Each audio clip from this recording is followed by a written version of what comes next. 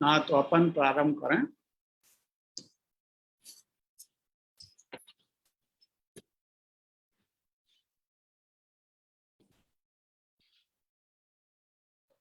नमो भगवते तस्मै कृष्णाय अद्भुत कर्मणे रूप नाम विभेदेन जगत क्रीडति यो यतः।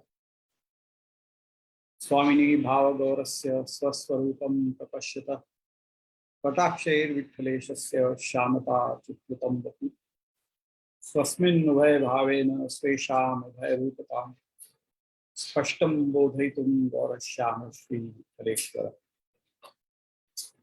सौन्दर्यं निजर्गतं प्रकटितं स्त्रीगूढभावात्मकं पुंरूपं च पुनस्तदन्तर्गतं प्राविशत्सप्रिये संश्लिष्टा उभयोर्बधौ रसमयः कृष्णो हि यत्साक्षिकं रूपं तत्कृतयात्मकं परमविध्येयं सदा वल्लभम्।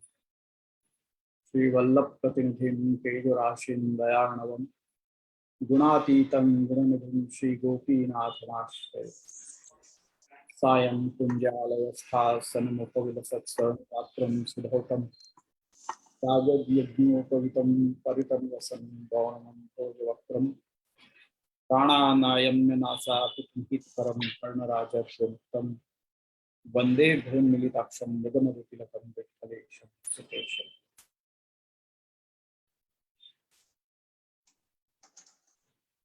आज आप अपन शनिवार के बजाय रविवार को मिल रहे हैं, क्योंकि कल मैं एक तो मीटिंग भी रहती और दूसरा अगर होती भी क्लास तो डिस्टर्बेंस बहुत हो, तो क्योंकि यहाँ पे पीछे कुछ गली में कोई उत्सव चल रहा था तो वहाँ के सब ढोल नगाड़े बज रहे थे, तो अगर अपना अध्ययन लेते भी तो बीच में अपने को डिस्टर्बेंस बहुत हो, तो या कारण से भी मैंने नहीं लिया कल अध्ययन। तो पर यह आज लेना जरूरी है, तो क्योंकि अगले सप्ताह पुनः नहीं हो पाएगा अध्ययन, क्योंकि अगले सप्ताह मैं पूना में नहीं हूँ, मैं चेन्नई जा रहा हूँ। आप लोगों को मालूम ही होगी कि तो हमारे मृदुला बेटी जी को सगाई है वादिन, तो यासु वादिन भी नहीं हो पाएगा, या फिर मैंने गैप की बात तो ले ही लें, ताकि एक फिर वापिस गैप आ जाए वाला है। ऐसे मैं नहीं चाह रहा तो कि बहुत लंबा गैप हो जाए। तो आज जितने भी आ पाए हैं आज ठीक है, अपन कर ले में। तो अपन आगे बढ़े वाके पहले मैं आप लोगों से पूछ लूं, आज उमंग भाई नहीं दिख रहे हैं, शायद पीछे से जुड़े या आज रविवार है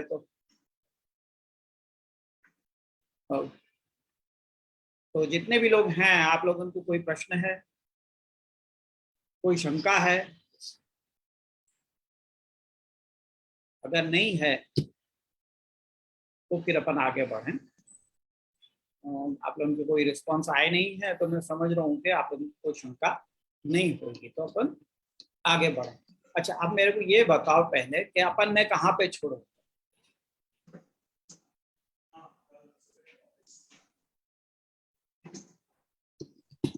हाँ बोलो भूपेश भाई। प्रणाम जयश्री।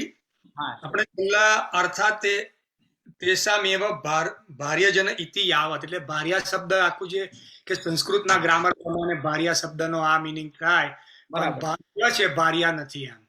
ओके, ठीक है। तो फिर वहां से अपन प्रारंभ कर रहे हैं वापिस। अब मैं आप लोगों को ये पहले तो मैं शेयर कर दूं ये स्क्रीन, और फिर मैं आप लोगों को म्यूट कर दूंगा, ताकि बीच में अगर कुछ आए या अगर आप लोगों को कुछ पूछना हो तो मेरे को एक आप हाथ ऊपर कर लीजिए, तो मैं आप लोगों को वो अनम्यूट कर दूंगा।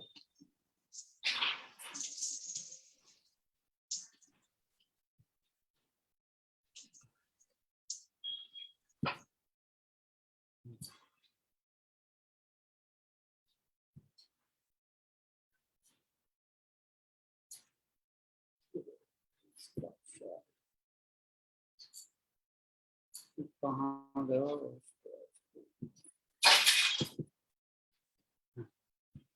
तो अपन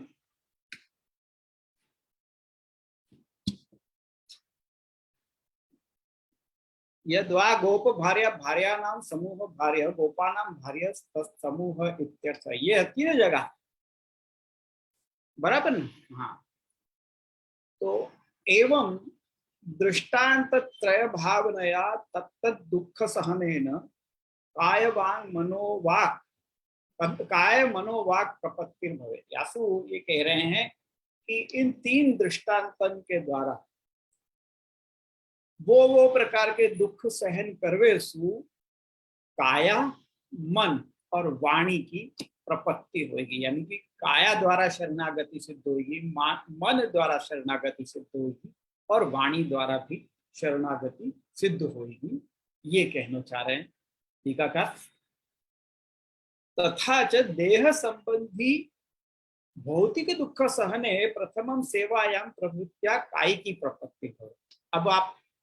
अब ये बता रहे हैं कि काय की प्रपत्ति कैसे हो रही है, मतलब मानसिक प्रपत्ति, काय की प्रपत्ति और वाणी की प्रपत्ति, ये तीन प्रकार की प्रपत्ति कैसे सिद्ध हो रही है ये बता रहे हैं कि तथा च देह संबंधी भौतिक दुख सहने, जो भी अपन देह संबंधी भौतिक दुख को सहन कर रहे हैं वाक्य द्वारा प्रथम सेवायाम प्रवृत्तियां काय की प्रवृत्ति हो। मतलब उन दुखन को सहन करते हुए देह में अपने को कछु दर्द हो रहा है, अपने कछु भी शरीर में तो चलते ही रहे कुछ न कुछ, तो उन दुखन को सहन करते भय भी अपन जब सेवा में प्रवृत्त हो रहे हैं तो ये अपनी काया द्वारा प्रपत्ति सिद्ध हो रही है।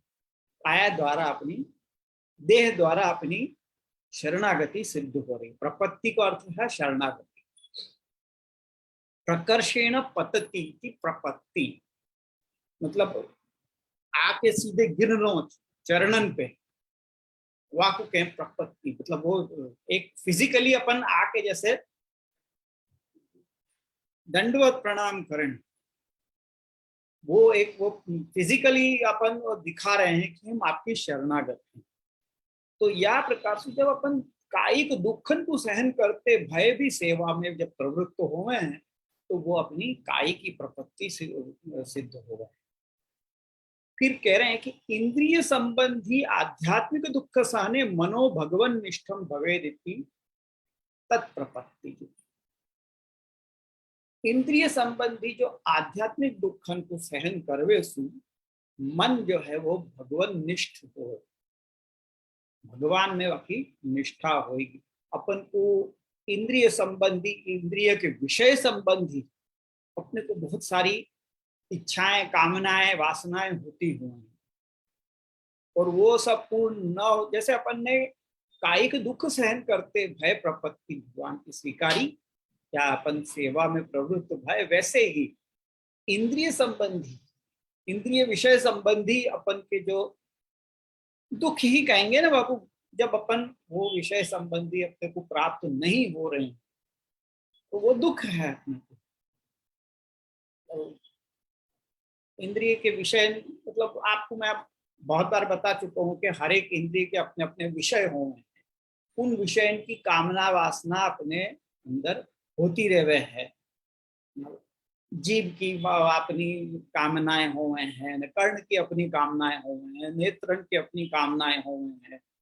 तो या प्रकार के जो सारे प्रकार के दुखन को अपन सहन करते भय भी जब सेवा में प्रवृत्त हुए हैं तो अपनो मन जो है वो भगवान में निष्ठ हो गए, भगवान निष्ठ हो गए है।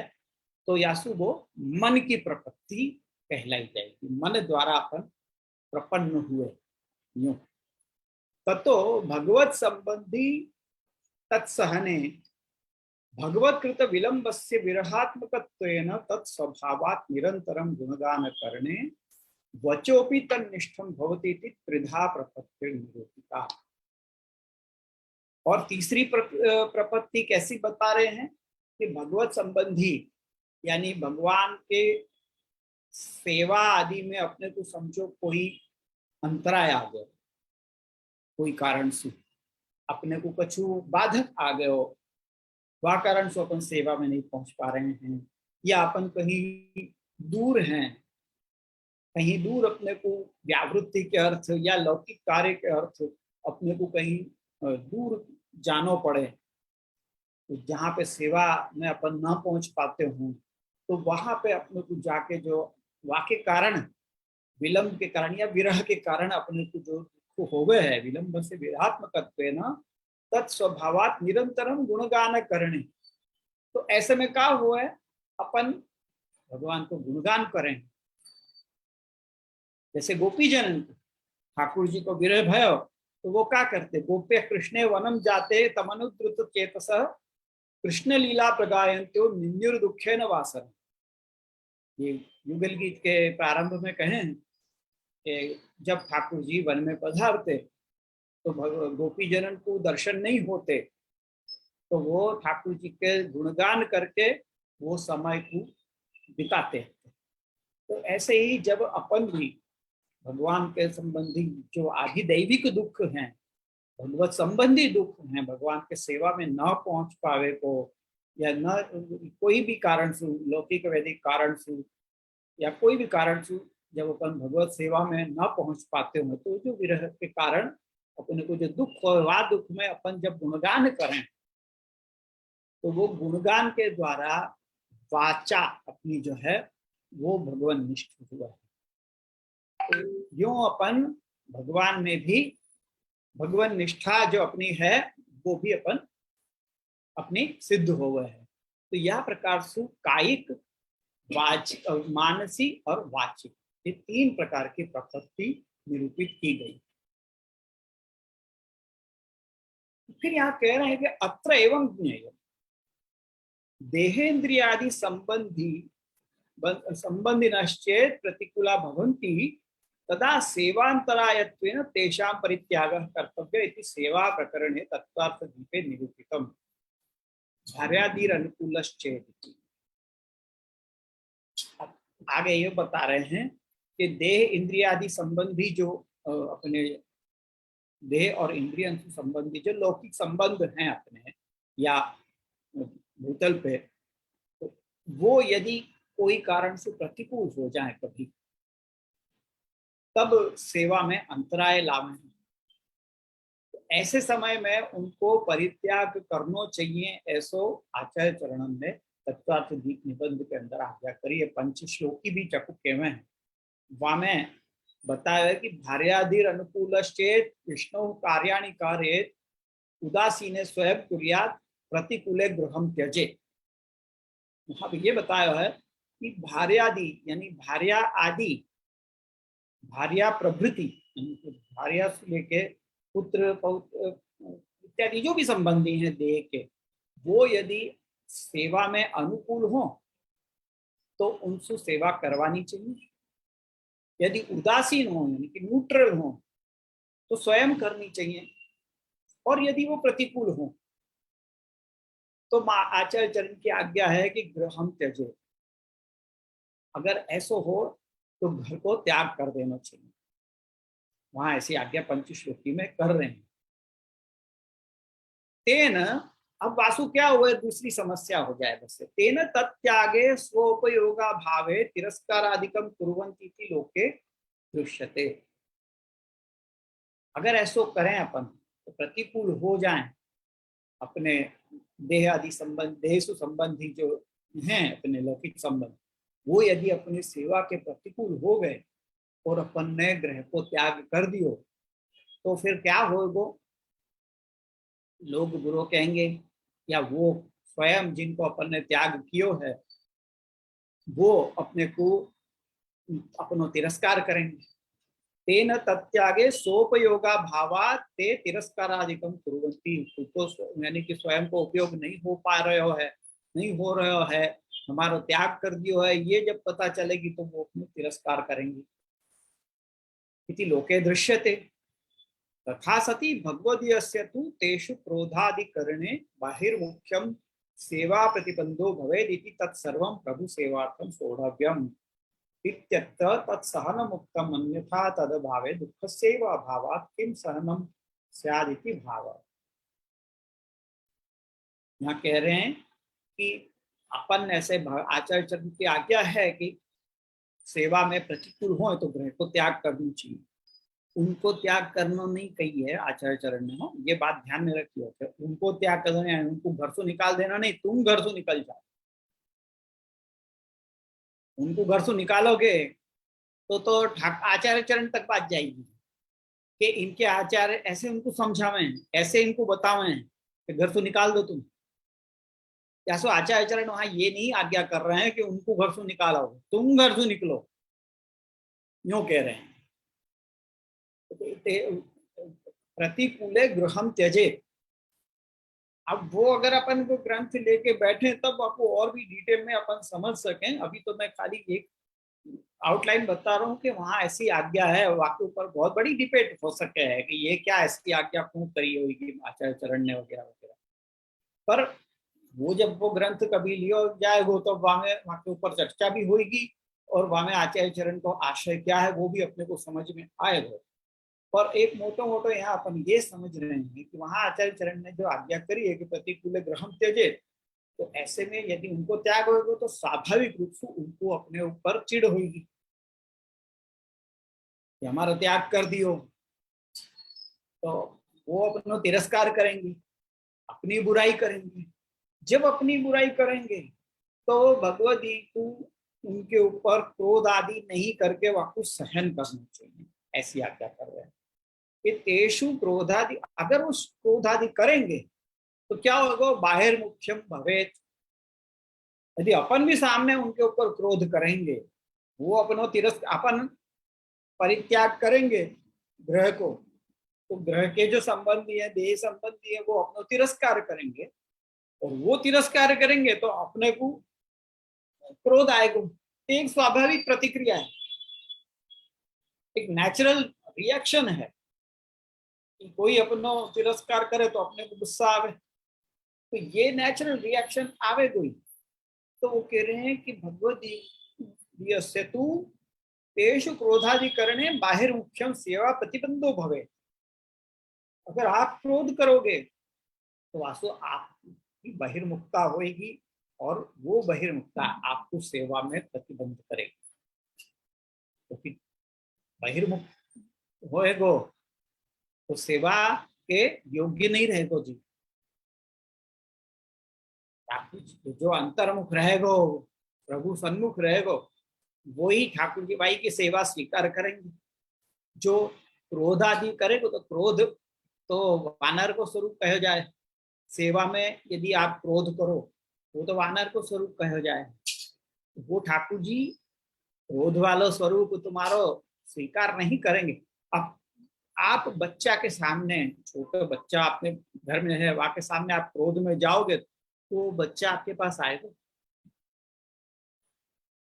2-2.5 बरस का बच्चा हो, वहां के सामने आप कोई कोई के ऊपर आपको क्रोध आया, कोई ने आपको कुछ कह दिया, वही गुस्सा लेके आप बच्चा के सामने जाओगे तो वो बच्चा आपके पास आएगा? स्वाभाविक है नहीं आएगा, वो तो डर जाएगा। वो तो ऐसे क्रोध वाला मुख देख के। तो ठाकुर जी फिर कैसे सहन करेंगे?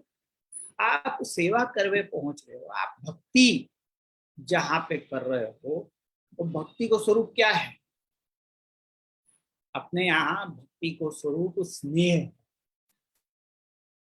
महात्म ज्ञान पूर्वस्तु सुदृढ़ सर्वतो अधिक स्नेहो भक्ति, ये आज्ञा करिए। तो स्नेह भक्ति। तो जब क्रोध होएगो तो स्नेह कहाँ रहेगा?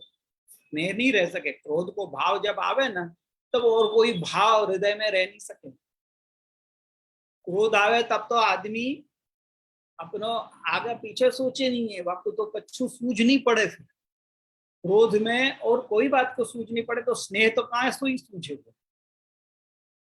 तो जब स्नेह नहीं होगा तो ठाकुर जी आपकी सेवा स्वीकारेंगे ही नहीं, क्योंकि आप भक्ति नहीं कर रहे हो। आप वहां तो एक खाली क्रिया मात्र कर रहे हो। और ये ऐसी खाली क्रिया मात्र करके आप ठाकुर जी को तो धोखा नहीं दे सकते। और कोई को धोखा दे सकोगे पर ठाकुर जी आपके हृदय में ही विराज रहे हैं। वो कब से निकल गए, तुम्हारा क्रोध आके बैठ गए तो फिर आपकी की भाई क्रिया को वो स्वीकारेंगे ही नहीं। तासु बहिर्मुख नहीं होना। अगर बहिर्मुख हो गए तो सेवा में प्रतिबंध हो जाएगा। या कारण सु अगर आप में इतनी हिम्मत है कि आप परित्याग कर रहे हो अपने देहादि संबंधी को, तो साथ साथ उनको तिरस्कार आदि भी आपको सहन करने की तैयारी रखनी पड़ेगी। वो तैयारी हो तो तिरस्कार करियो, तिरस्कार का तो परित्याग करियो कि आपको तिरस्कार सहना पड़ेगा।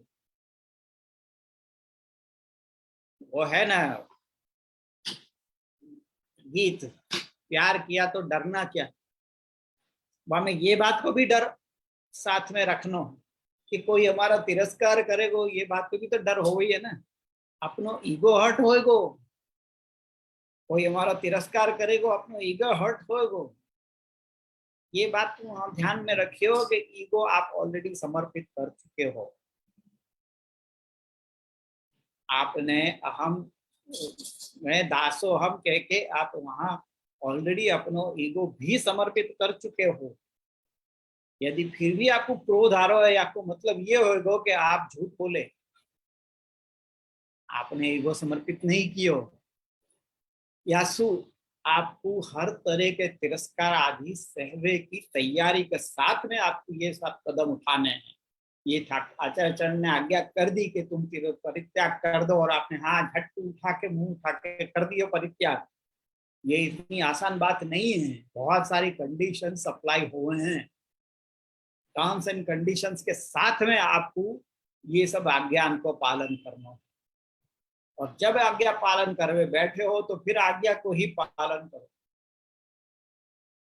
फिर आगे पीछा सोचो मत कि क्या होगा और क्या नहीं होगा, वो सब अपने को सोचने की बात नहीं है। क्योंकि यहाँ पे डायरेक्ट आचार्य चरण यहाँ पे ये टीकाकार अपने को सीधो बता रहे हैं कि क्या होगा। वो तुम परित्याग करोगे, वहां के पलटे सामने वालों तिरस्कार करोगे। तुम तिरस्कार करोगे, वो तिरस्कार करेंगे, और तुमको क्रोध आएगा। तुम क्रोध करोगे तो सेवा में बहिर्मुखता आएगी, प्रतिबंध आएगी। और तुम्हारा मेन ध्येय अब क्या है, सेवा करना, और वो ही छूट जाएगा। तो मुख्य ध्येय तुम्हारे हट गए। तुम दास बने, पर दास बन के तुम सेवा के लिए योग्य नहीं रहे, तुम्हारी सेवा ठाकुर जी स्वीकार नहीं कर रहे हैं, तो सर्वम व्यर्थम। यासु कह रहे हैं कि तत्सर्वम प्रभु सेवार्थम सोढ़व्यम, वो सब कुछ सहन करना चाहिए। इत्यत्र तत्सहन मुक्तम अन्यथा तदभावे दुख सेवा अभावात किम सहनम स्यात्।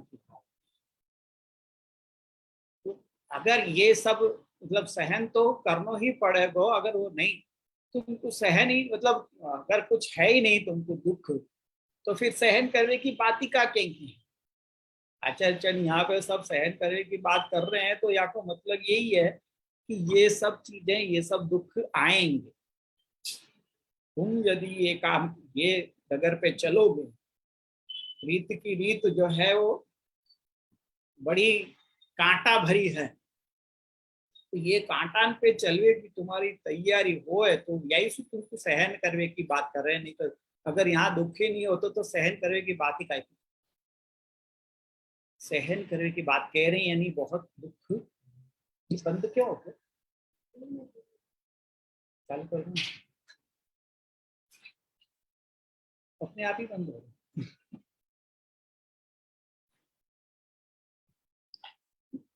तो नहीं है।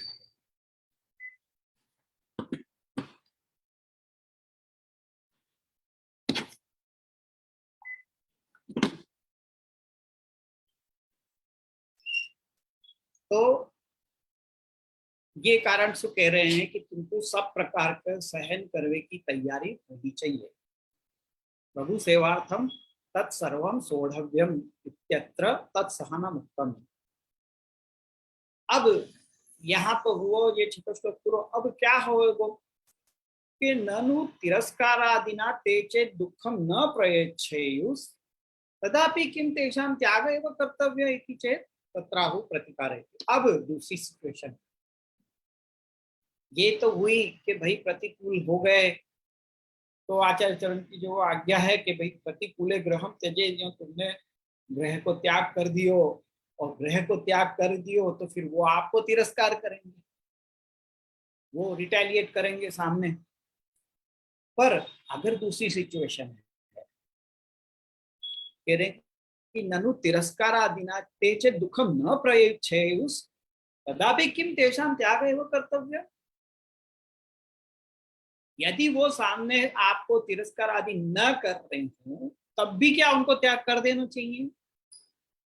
ये अगर कोई पूछे तो वापो उत्तर दे रहे हैं 7वें श्लोक में, प्रतिकारो यदृच्छातः सिद्धश्चेद नाग्रही भवे भार्यादीनां तथान्येषाम् असतश्चाक्रमं सहेत।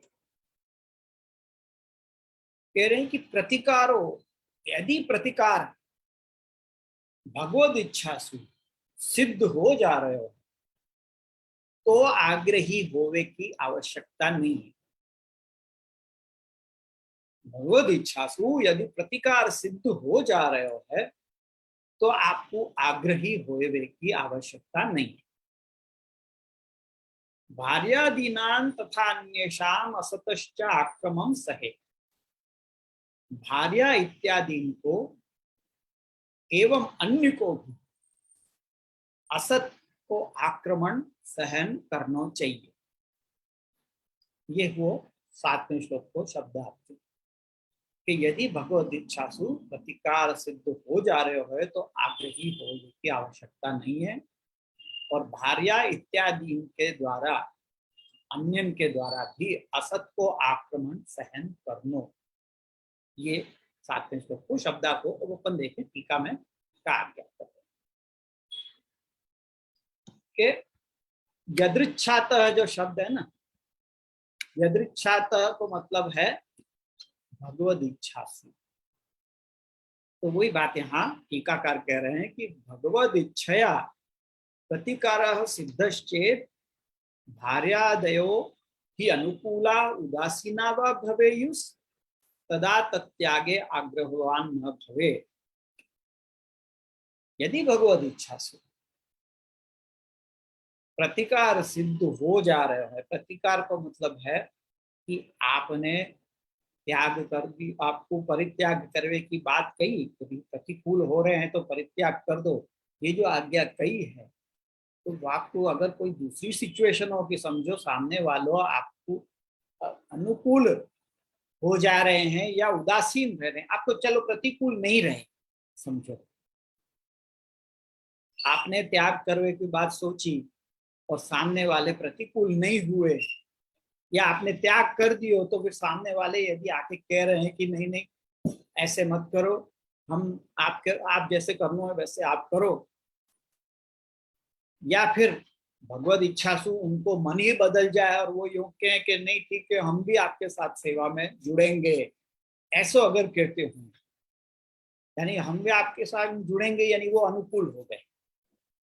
एक तो ये सिचुएशन, और दूसरी सिचुएशन उदासीनता की है कि चलो प्रतिकूल नहीं रहे, आपको अगेंस्ट नहीं, अपोज नहीं कर रहे हैं, पर आपको करवे दे रहे हैं, चलो आप करो, तो आपको जो करना है सो करो, हमको इन्वॉल्व मत करो, पर आपको जो करना है वहां हम आपको रोके नहीं, यानी प्रतिकूल नहीं रहे। तो ये क्या हुआ, ये प्रतिकार सिद्ध हो गया, ये भगवद इच्छा से वह प्रतिकूलता को प्रतिकार सिद्ध हो गया, यानी वह को सोल्यूशन ठाकुर जी ने अपने आप ही आपको दे दियो कि या तो वो उदासीन हो गए या फिर आपके अनुकूल ही हो गए। ये तो बहुत ज्यादा ही मतलब भाग्य की बात है कि वो आपके अनुकूल हो गए, या फिर उदासीन हो गए, फिर चलो न्यूट्रल हो गए कि तुमको करना तो तुम करो, ऐसे हो गए। तो ये दोनों सिचुएशन अगर आ गई हो, भवेयुस् तदा तत्यागे आग्रहवान न भवे, तो फिर अगर ऐसी सिचुएशन आ गई है तो फिर आपको उनके त्याग में आग्रहवान होने की जरूरत नहीं। तब आप यूं नहीं, आप या जिद पे मत अड़े रहो कि नहीं हम तो त्याग करेंगे। मतलब कोई अगर समझो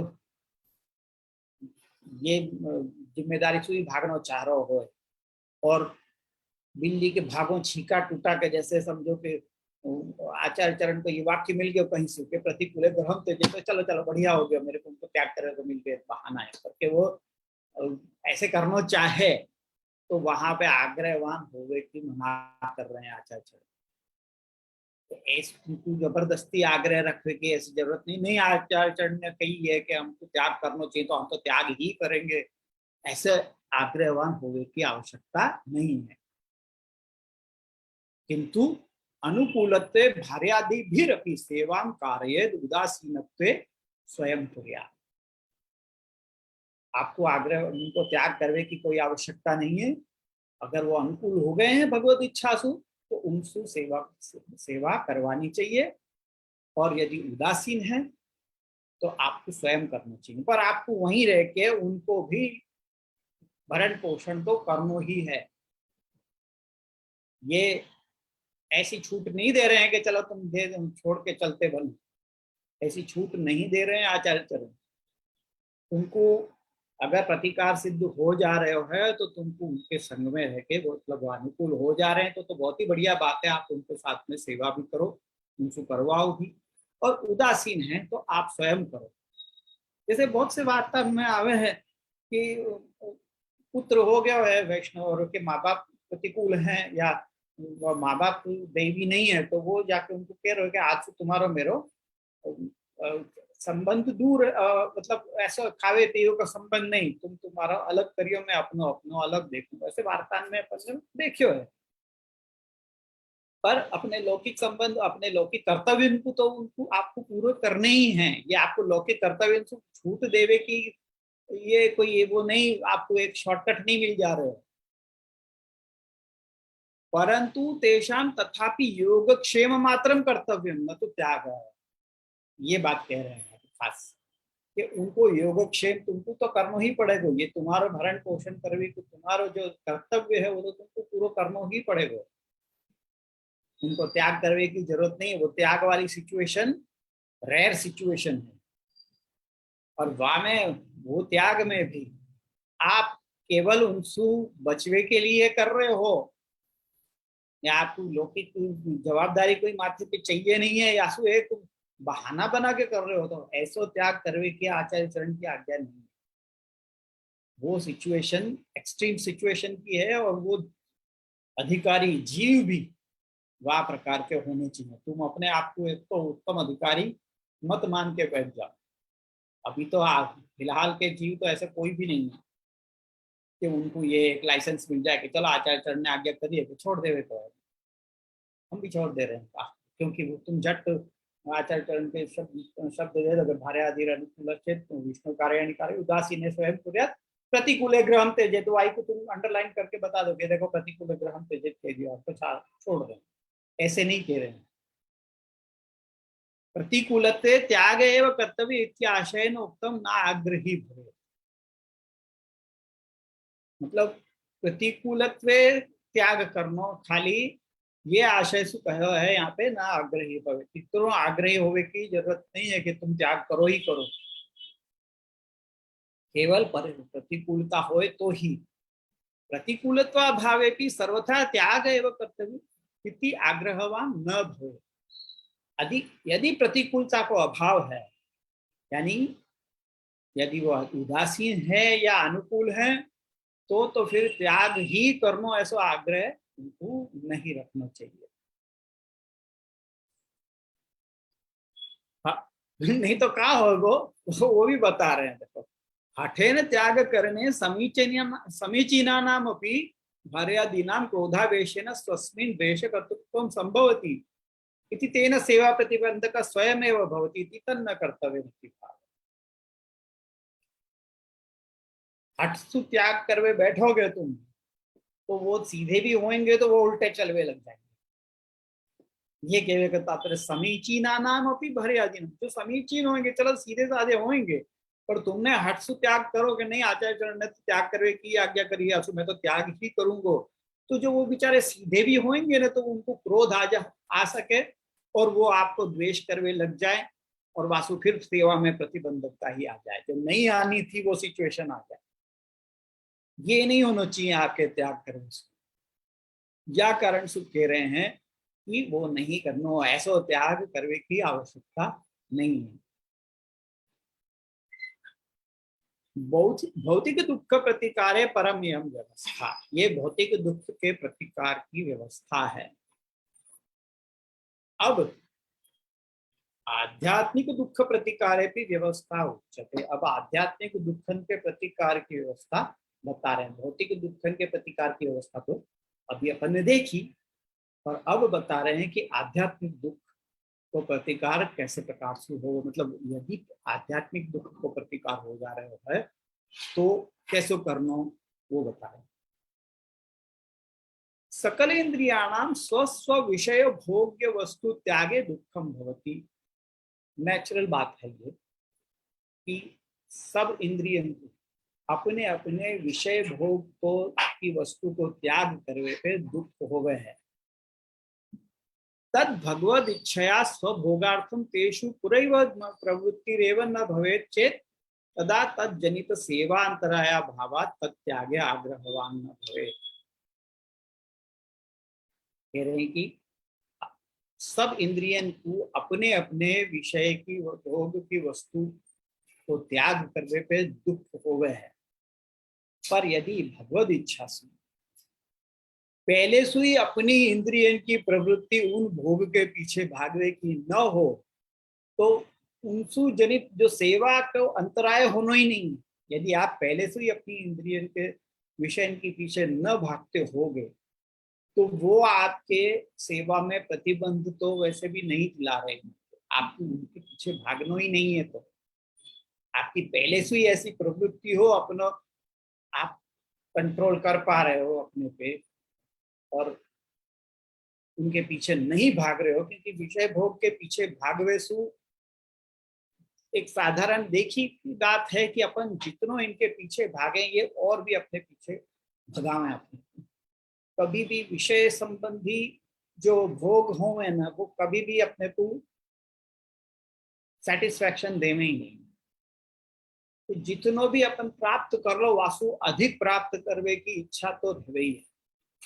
क्या वासु अधिक की तो ऑलरेडी अपन ने एक टारगेट बना के ही रखो होगा मन कि मेरे पास अभी ये है, अब मैं ये प्राप्त कर लूं, ये इदम अस्ति इदानीम अस्ति इदम अस्ति इदम में पुनर्धनम, ऐसे करके गीता जी में भी आवे हैं एक श्लोक कि अभी मैंने इतना प्राप्त कर लियो है, अब मेरे को इतना प्राप्त और करना है। ये बात जो है ना वो सदा अपने मन में चलती रहती है। तो भौतिक विषय के में कहीं पे भी फुल स्टॉप हो ही नहीं, वो तो अपने को ही लगाना पड़े। तो यदि अपन पहले से ही फुल स्टॉप लगा के बैठे हुए हों तो अपन को ये भौतिक इंद्रियन के सुख के मतलब विषय भोग की वस्तुएं अपने को इतनी डिस्टर्ब नहीं करें। यदि अपन पहले से ही उनका स्टॉप लगा के बैठे हों तो जब डिस्टर्ब नहीं करें तो अंतराय भी अपने को सेवा में लाएंगे नहीं, तो फिर उनको छोड़वे को या कोई आग्रह करवे की फिर कोई आवश्यकता भी नहीं है। यतस्तादृशस्य सचंदन आदि सकल भोग सामग्री स्व प्रभु निमित्तत्वेन आवश्यक अपेक्षिता इति तद उपयोगे जाते तद दत्त महाप्रसादत्वेन स्वसौभाग्य रूपत्वेन तद उपभोग करणे बाह्याभ्यंतर शुद्ध्या भगवत धर्माविष्टत्वं भवति कि न तत्याग। ये बता रहे हैं कि जैसे माला चंदन आदि ये जो सब भोग की सामग्रियां हैं, फूल की माला है, चंदन है, अभी अपन बहुत अच्छी तरह समझ सके। अभी भारत में तो इतनी गर्मी पड़ रही है जितनी अभी पिछले 100 सालन में भी नहीं पड़ी, इतनी गर्मी हो रही है। तो अभी अपन को सब ठंडी चीजें वगैरह ये सब बहुत सुख देंगी। तो वही बातें यहाँ कह रहे हैं कि माला है, चंदन आदि जो सकल भोग की सामग्री है वो अपने प्रभु के निमित्त अपने को अवश्य चाहिए हैं। उनको तो अपन त्याग अपने लिए नहीं करें हैं उनको उपयोग, पर अपने प्रभु के लिए तो अपने को चाहिए है।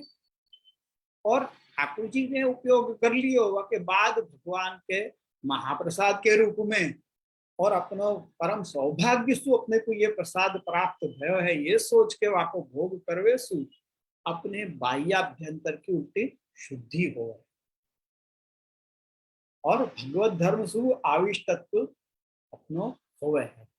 जो आचार्य चरण में सिद्धांत रहस्य ग्रंथ में जो आज्ञा करी है कि गंगा तेन निरूप्या स्यात् तद्वद अत्रापि चैव हि। जब क्यों ठाकुर जी को अपने को समर्पित करनी चाहिए हर वस्तु, क्योंकि जब तक अपन ठाकुर जी को वो समर्पित नहीं करें वस्तु, तब तक वाके अंदर ब्रह्मत्व की प्राप्ति नहीं होगा।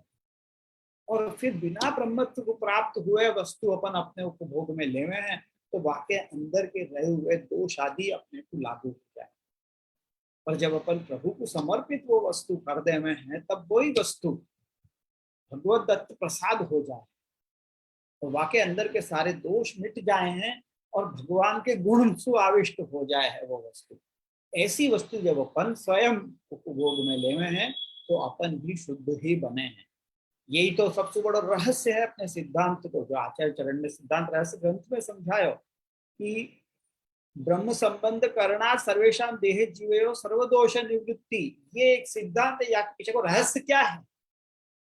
या के पीछे को रहस्य ये है कि वो अपन ठाकुर जी से संबंधित बनावे सु वो वस्तु के अंदर के सारे दोष मिट जाए हैं और वाके अंदर ब्रह्मत्व की प्राप्ति हो गया है। जैसे गंगा जी में दूसरे नदी नाला को इत्यादि जल अगर आके मिल जाए है, तो एक वक्त मिलवे के बाद में वो जल तो पूरा गंगा जल के रूप में ही उपयोग में आवे है। बाकी लोग गंगा जल ही कहते हैं, न कि ये फलाने नाला को जल है, ये फलानी नदी को जल है, यूं कह के वाकु नहीं लेवे हैं।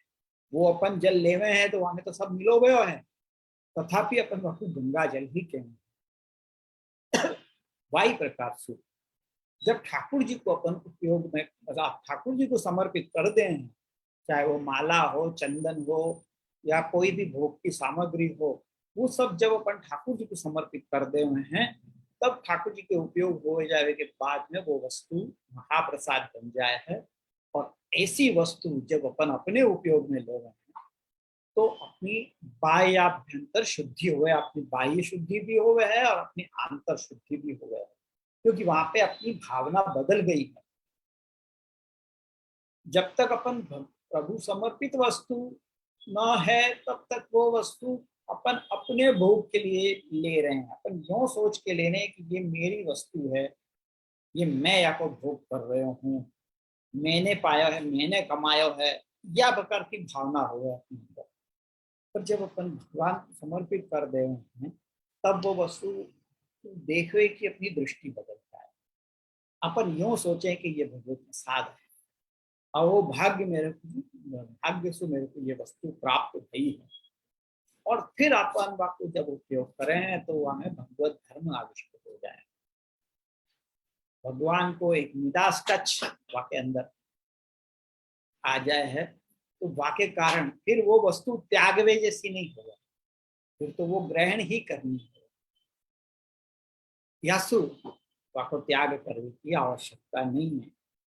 एवं सती विषय भोगार्थम सर्वस्यापि त्याग तदभावे तस्य अलौकिकत्वे फल मध्यपातित्वा तन्न तत्व न तत्याग।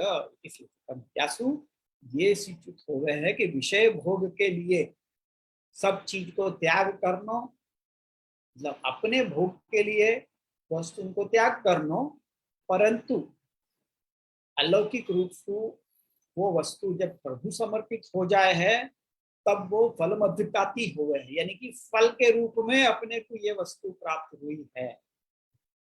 वही बात इदमेव उक्तम सेवा फले अलौकिक भोगस्तु इत्यादि।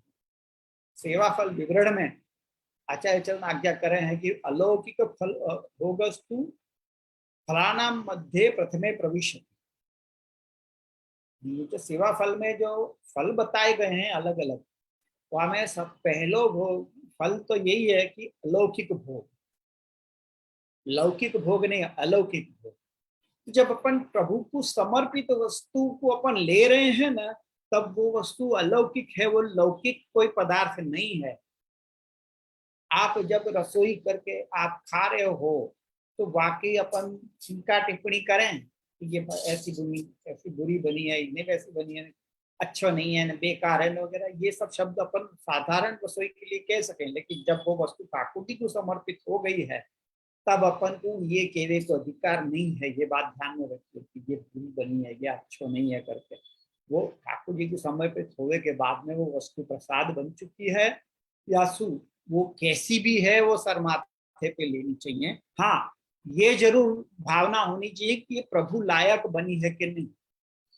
देखो अपनी वोकेबुलरी पूरी चेंज हो जाए है। एक वक्त अपन प्रभु सेवा में, मतलब जब अपन को ब्रह्म संबंध हो जाए, अपन समर्पित हो जाए ना, वाके बाद अपनी वोकेबुलरी भी चेंज हो जानी चाहिए। वाणी सु जो समर्पण है ना, वो भी होना चाहिए सिद्ध।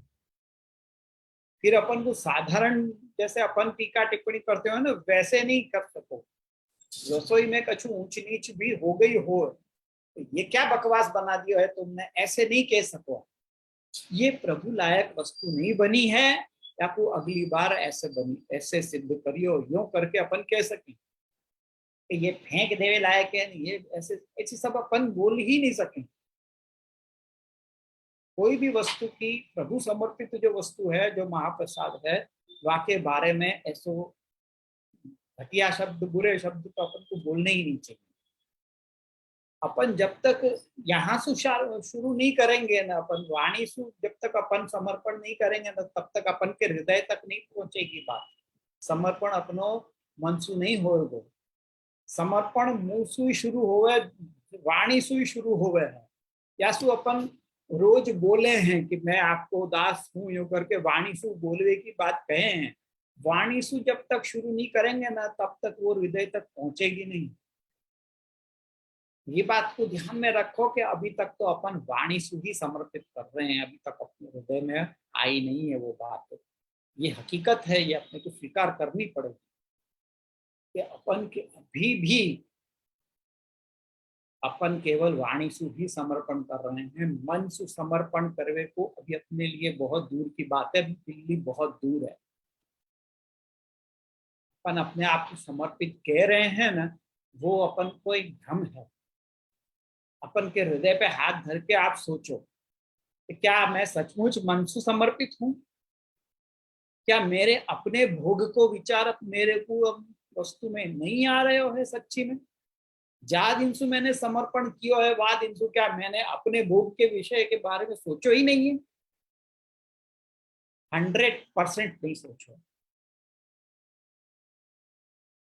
अपन ने केवल वाणी से समर्पण किया है, पर अगर वो भी नहीं करेंगे ना, तो अपने हृदय तक कभी नहीं पहुंचेगी। यासु अपन को नित्य आपको बोलना भी जरूरी है, और आपको स्मरण भी करना जरूरी है। यासु आचार्य चरण ने नवरत्न में आगे करे कि निवेदन तो स्मर्तव्यम, और वो भी सर्वथा तादृश जन ही सब।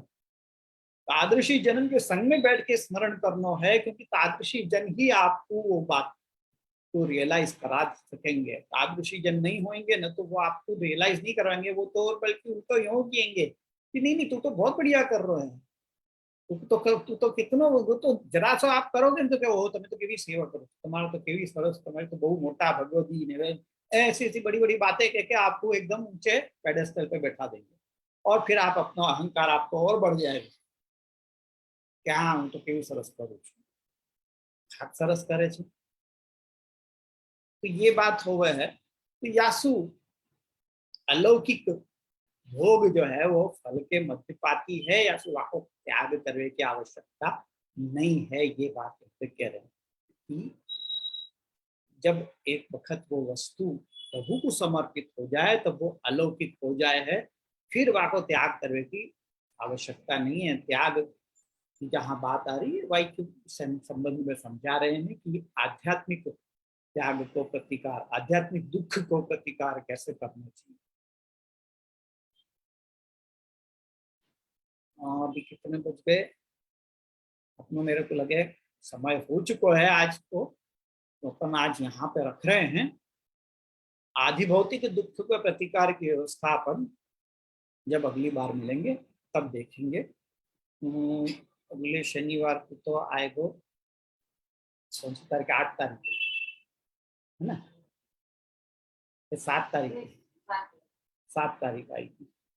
7 तारीख को नहीं हो पाएगा, के बाद आएगी 14 तारीख। हाँ, तो शायद 14 तारीख को हो सके तो मैं यहीं पे होंगे पूना में, तो 14 तारीख। हाँ, पर वह दिन भी मीटिंग है, तो शायद वह दिन भी ना हो पाए। तो अगर नहीं हो पाया तो 15 को लेंगे, पर आगे पीछे जरूर कर लेंगे।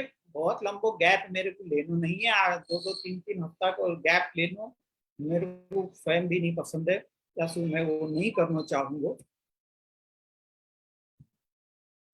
अब अपन अगले यानी कि 14 या 15 तारीख को अपन मिलेंगे, तब अपन ये आध्यात्मिक आधिदैविक प्रतिकार व्यवस्था को जो है वो देखेंगे।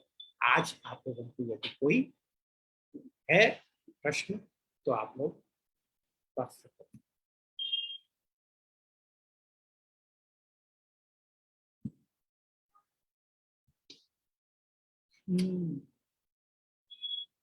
करीब 5 ही लोग आए हैं, ज्यादा जुड़ नहीं पाए। उमंग भाई भी नहीं आए। है कोई प्रश्न? विपुल,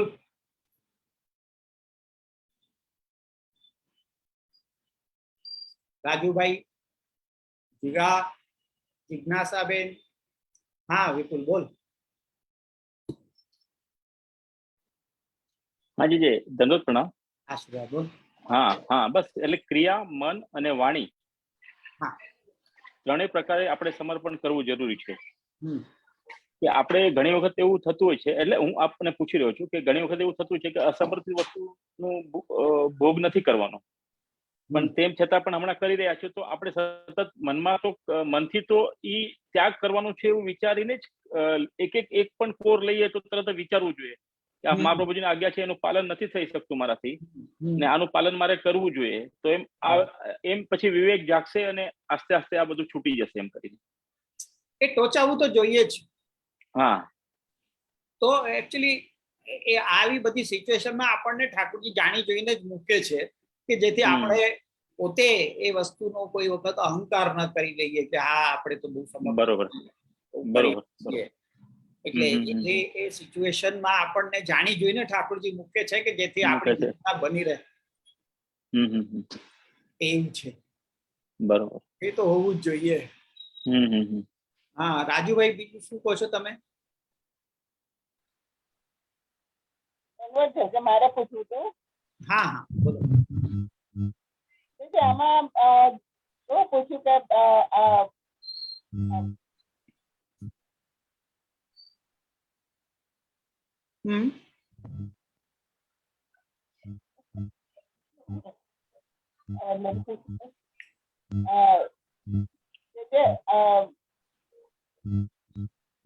हाँ बोलो,